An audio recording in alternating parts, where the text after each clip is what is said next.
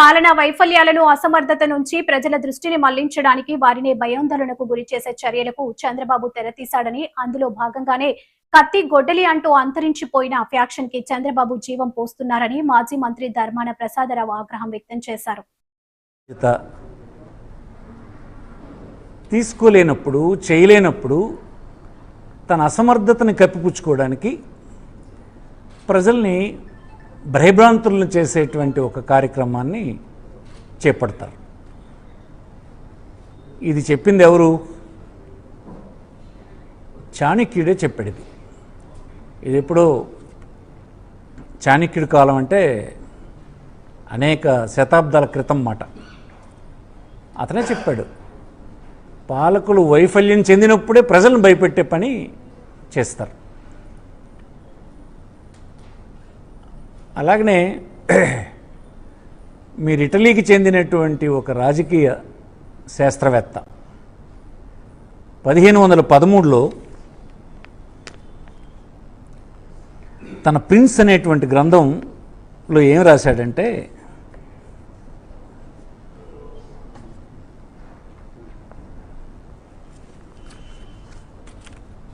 ఎప్పుడైతే పాలకులు fail అయిపోతారో, fail అయినప్పుడే వారు అసంబంధమైనటువంటి విషయాల్ని, అసత్యమైనటువంటి విషయాల్ని చెప్పి ప్రజల్ని దృష్టి మరల్చేటువంటి పని చేయాలి అన్నది, చేస్తుంటారన్నది అతను చెప్పినటువంటి మాట.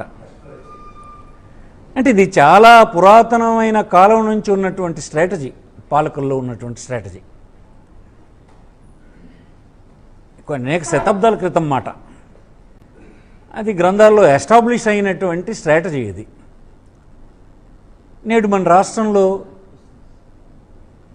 2024లో అధికారంలోకి వచ్చినటువంటి తెలుగుదేశం ప్రభుత్వం వారు ప్రజలకు అనేకమైనటువంటి మాటలు చెప్పారు. ఒకటి, ప్రజల సంపదని వృద్ధి చేస్తాను, నా దగ్గర స్ట్రాటజీ ఉందని చెప్పారు. దానివల్ల ప్రజల జీవన ప్రమాణాలు పెరుగుతాయని అతను నమ్మబలికాడు.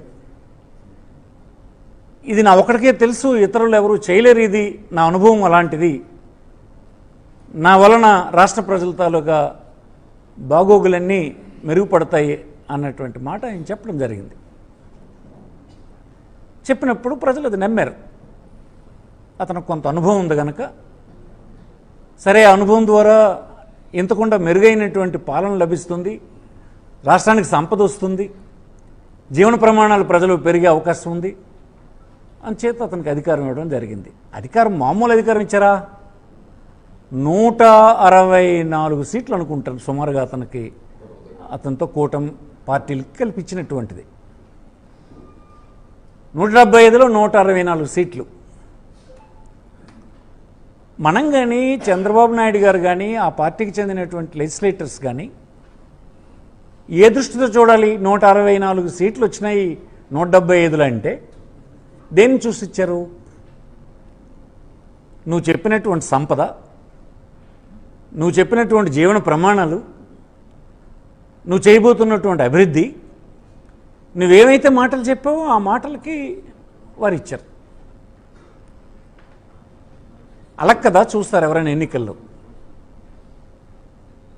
మరి మీరు ఇప్పుడు చేస్తుంది ఏంటి? 2 సంవత్సరాలైనా ఈ విషయాలు మీరు మాట్లాడడం లేదు. మీరు చెప్పినటువంటి ఏ అంశం కూడా ఎక్కడ రాష్ట్రంలో కనిపించడం లేదు. ప్రజల సంపద ఎక్కడ పెరగలేదు. ఆ సంపద పెంచడానికి మీ దగ్గర ఉన్నటువంటి రహస్యం ఏంటో ఎవరికి చెప్పలేదు. జీవన ప్రమాణాలు పెరగలేదు, తరిగిపోతున్నాయి జీవన ప్రమాణాలు. స్కూల్కి వెళ్ళిన పిల్లలు స్కూల్ మానేస్తున్నారు, పనికి పోయేటువంటి వాళ్ళు పనిలే దొరక్క పరిస్థితి వచ్చినాయి, ఆహార వస్తువులన్నీ ధరలు పెరిగిపోయినాయి, రైతులు ఎరువులు కొట్టేస్తున్నారు. వాళ్ళని చూస్తే పరిస్థితులు దానికి భిన్నంగా ఉన్నాయి. మీరా ఏం చెప్పారు? సంపద నేను సృష్టిస్తాను, నా దగ్గర సీక్రెట్ ఉంది, నాకే తెలుసు, నాకు అధికారం ఇవ్వండి అని చెప్పు. దానికి 164 సీట్లు ఇచ్చారు నీకు.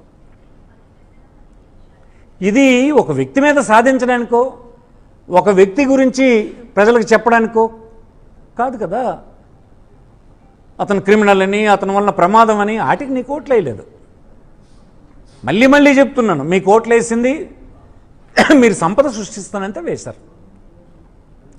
ప్రజల జీవన ప్రమాణాలు పెరుగుతాయనంటే చెప్పారంటే మేము ఇచ్చినటువంటి ఆనాడు మేము ప్రభుత్వంలో ఉన్నప్పుడు ఇచ్చినటువంటి ప్రతి ఆర్థిక సహాయాన్ని రెట్టింపు చేస్తానని మీరు చెప్తే వేశారు. అనేక మంది నిరుద్యోగులకి ఉద్యోగ అవకాశాలు కలుగుతాయంటే వేశారు. రైతులకు నేను బ్రహ్మాండమైనట్టు గిట్టుబాటు ధరలు ఇస్తానంటే నీకు ఓటేశారు. మరి నువ్వు ఇప్పుడు ఏం చేస్తున్నావు? నువ్వు ఇప్పుడు రోజు చెప్తుంది ఏంటి? జగన్మోహన్ రెడ్డి క్రిమినల్, రాయలసీమలోన ఈ యాక్టివిటీ ఉంది, అందుకోసం ఆ పార్టీకి ఓటేయండి అని 2 సంవత్సరాల తర్వాత చెప్తున్నావు. నువ్వు చెప్పాల్సిందేదా? అధికారంలోకి రావడానికి మొదట నువ్వు చెప్పినటువంటి మాటలన్నీ చెప్పి 2 సంవత్సరాలు అధికారం అయిపోయిన తర్వాత నువ్వు చెప్తుంది ఒక వ్యక్తిని చూపించి ఆ వ్యక్తి పట్ల వ్యతిరేకత మీ అందరూ పెంచుకోండి, మళ్ళీ నాకు అధికారం ఇవ్వండి అని ఇప్పటి నుంచి నువ్వు స్టార్ట్ చేసావు. అంటే నేను ముందు చెప్పినటువంటి మావిగన్ అనేటువంటి, మావిగన్ కాదు, ఇక్కడ ఉన్నటువంటి ఈ శాస్త్రజ్ఞుడు చెప్పాడు, ఇటలీకి చెందిన శాస్త్రజ్ఞుడు ఏదైతే చెప్పాడో మాకియావెల్లి ఇతని పేరు 1513లోనే చెప్పాడు. అతను చెప్పినట్టుగా నువ్వు స్ట్రాటజీని మార్చేసావు. ఆ స్ట్రాటజీని ఉపయోగిస్తున్నావు నువ్వు.